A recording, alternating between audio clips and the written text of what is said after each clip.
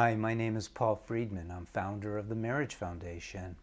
And we're going to talk today about something that is really troubling for a lot of ladies who have discovered that their husbands are having an affair, or they discover texts that tells them clearly that their husband is having an affair, and they don't know what to do. They want to know, what should I do, because I still love my husband, but how can I stand for this? How can I tolerate it? What about the kids? What about our social life? What if he's going to leave me anyway? And so all these important questions come up. And it's hard to have an answer in today's world, because in today's world, they don't make things simple. They go, well, is he this? Are you that? Blah, blah, blah. I'm going to make it simple for you. First, we're going to start with as simple as it gets. It's a binary choice. In other words, you have only two choices. One, are you going to save your marriage, because it can be saved? Or two, are you going to quit your marriage? You really want to have a double hard line. Now, there's another option that is not an option.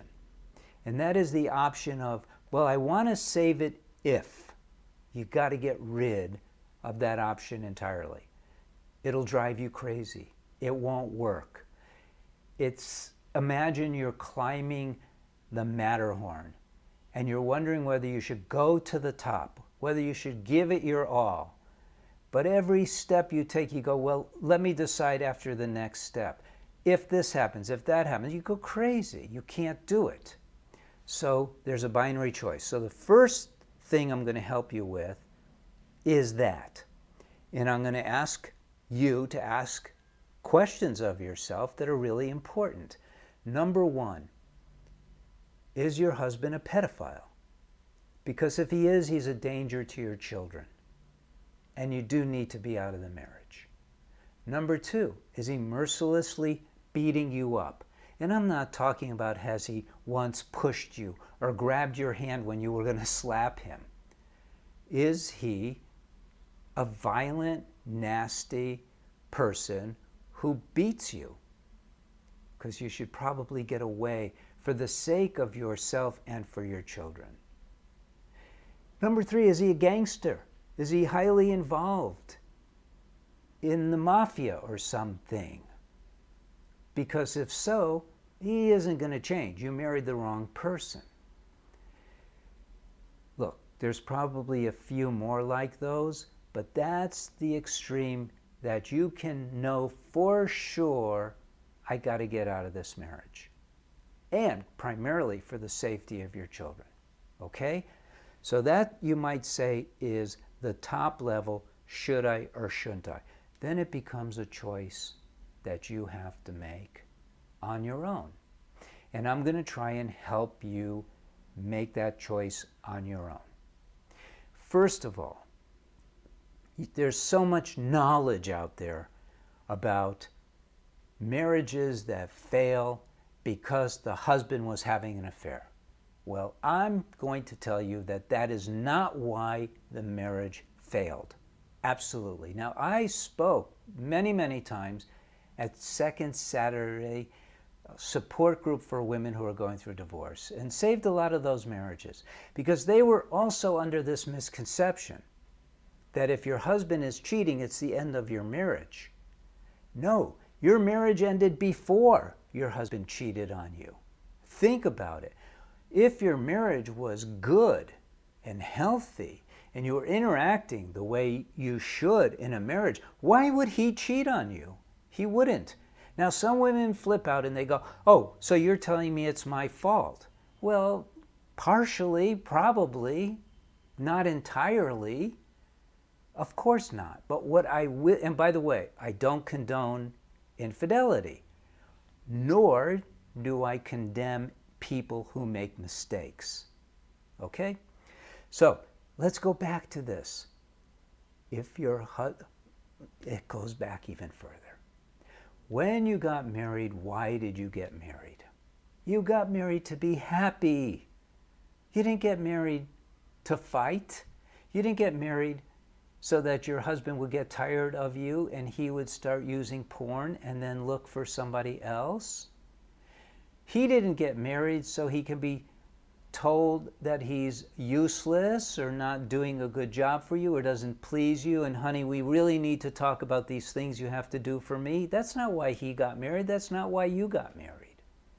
So before he cheated on you, your marriage was already dysfunctional. Why? It was dysfunctional because there's no courses in school. I'm being literal here. There's no courses in school that teach us how to get along with each other, much less how to get along. Think of your marriage as a closed container. No one teaches you how to get along with one other person in a closed container. So instead of being soulmates, you became cellmates. Isn't that the truth? Come on. You have not been happy in your marriage. You cannot go, my husband's cheating on me, therefore I need to get a divorce. No, that's not fair to your husband, not fair to yourself, not fair to your children. It's ludicrous, it's insane. When you realize that you're driving a car that has the wrong size tire on it, thus causing it to wobble and cause all kinds of problems, you change the tire to the right size tire. Well, what if you go into a ditch? Let's look at his cheating on you as going into a ditch. The whole marriage is in danger. Well, you don't throw out the car. You get it out of the ditch. You repair it. You fix the tire, and you ride like a brand new car. So that's the answer, basically. You get to fix your marriage. Now we're going to talk about that a little bit. And we're going to talk about that because common knowledge, quote unquote, is nonsense. It's not the end of your marriage. You have to look, I'm going to repeat this because it's a very important point.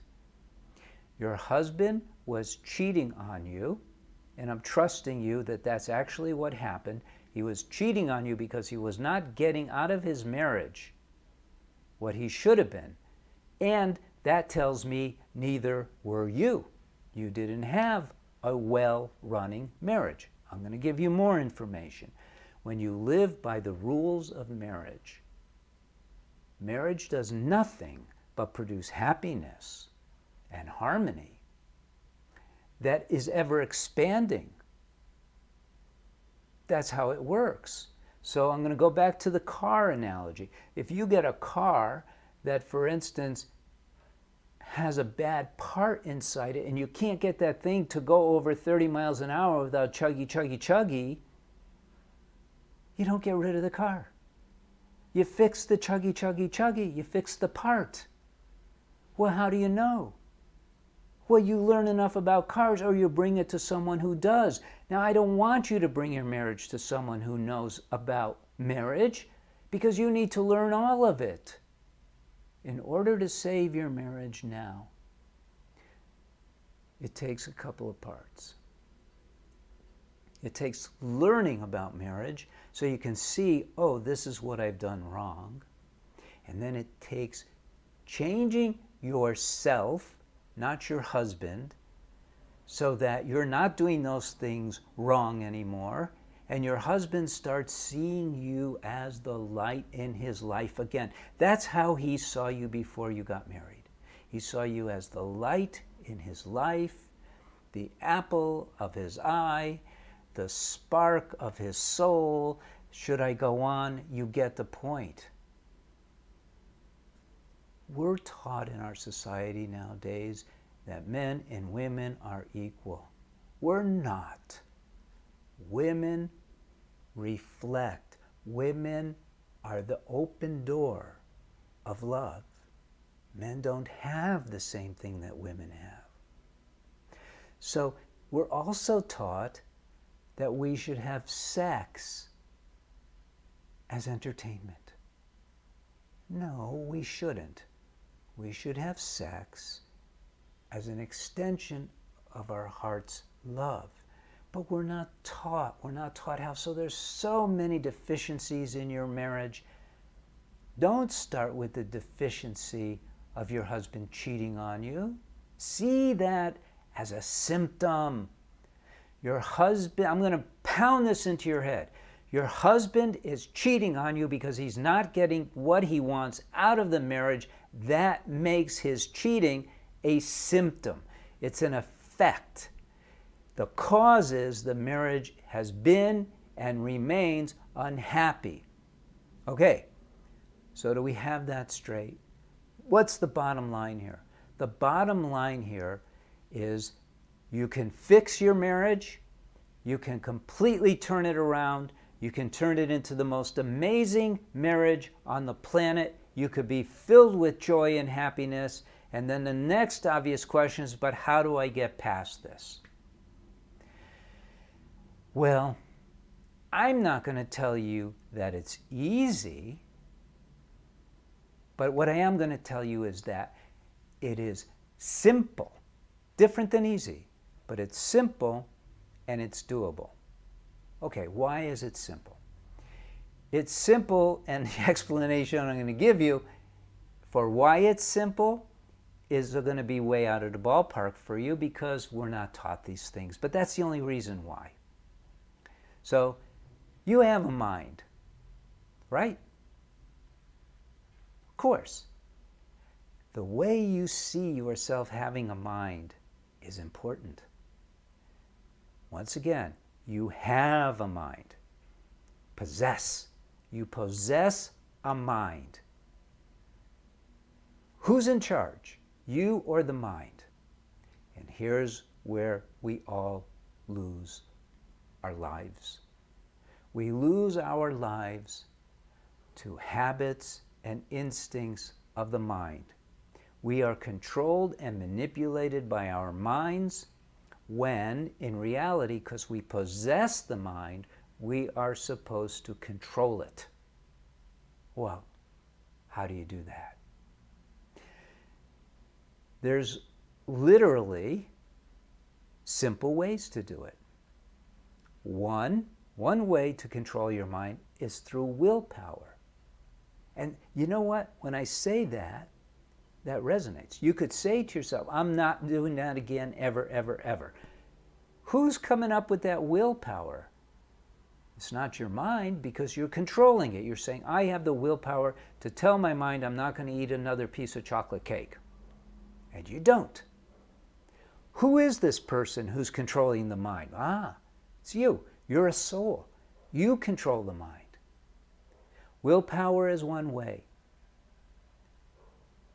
Not many people have enough willpower. The next way is called a workaround. Many, many, many years ago, I decided I was going to give up lying. Everybody lies, right? I never lie. How did I accomplish that?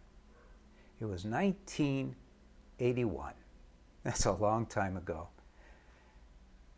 Some of you were not even born yet. In 1981, I realized I was lying a lot. I also realized I didn't have the willpower to not lie when I felt that I was on the spot and I would get in trouble by not telling a white lie or a gray lie. And so what I did was I created a workaround for myself, and this is the second way. I knew that I could command myself to tell the person I just lied to that I just lied to them, humiliate myself so badly that I would be afraid to ever lie again. And that's exactly what I did. Now, workarounds are self-created. You can't go to someone and go, give me a workaround. Nobody knows you like you, so you can create your own workaround. So that's a workaround. The third way is so beautiful. It's literally beautiful. It wasn't created by me. It was actually first coined by a saint who lived 5,000 years ago. His name was Patanjali. And what it's called is holy indifference. Well, achieving holy indifference is quite an accomplishment in and of itself, but you can do it. What does that mean? That means that you recognize that you're a soul, and you tell the soul, as the soul, you tell the mind to act in a particular way with wisdom.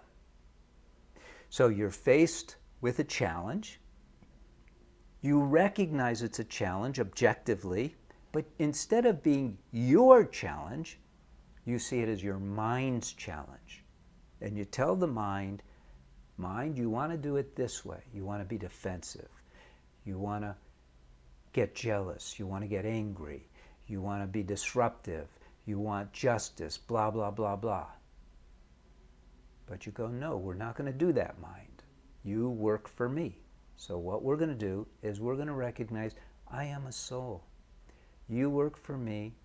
Don't worry about this. Here's how we're going to handle it. And usually when you do that, not usually all the time, you then handle your mind and your mind's challenges with, you're the soul. What does the soul consist of? Love. So you handle it with love. Now, you're not going to learn how to save your marriage in these videos. Are you kidding me? But you can learn how to save your marriage, because I've saved thousands of them. So you can do it too. Don't give up. Don't throw away your marriage because of this. You shouldn't do that. Your marriage is an amazing investment of time and energy so far. Now you need to put in the time and energy to learn how to be married, learn how to make that small space that you and your husband are in, make it the sacred space of marriage. That's what I call it. And you could turn this marriage into the most amazing thing. Look, I'm not just telling you this. We've done this thousands of times. You would not believe the emails that we get.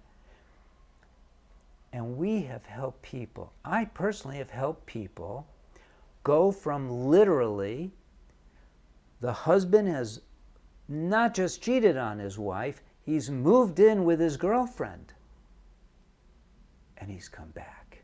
Now, I don't have a magic wand, but I understand the magic of love. And I understand that your husband married you because he saw you as his soulmate, but he's lost sight of that because you have not been behaving like a soulmate, quite frankly. So let's get this thing turned around. Let's do that, okay? Now, we can help you in many ways. Obviously, we have a program, we've got books, and we also have counselors you could write into. Write into them.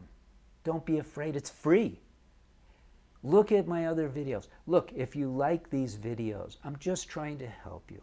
If you got something from this, if it's useful, like it. If you're not sure about something and you want to interact with me directly and personally, this is how you do it. Write it in the comment section. I'll get back to you. It's very important to me to help you. And share it. Share this video. Let other people know. Wow, this guy actually knows what he's talking about. You know how many, I'm not trying to be self-adulating here, but when I began the Marriage Foundation was because I created this process that is so much better than anything else out there. I mean, it's necessary. We want to help you. You, not you, all these people out there. We want to help you personally. Help us help you. Get in touch. Okay, that's it. However it goes, love and blessings to you. Love and blessings to your husband.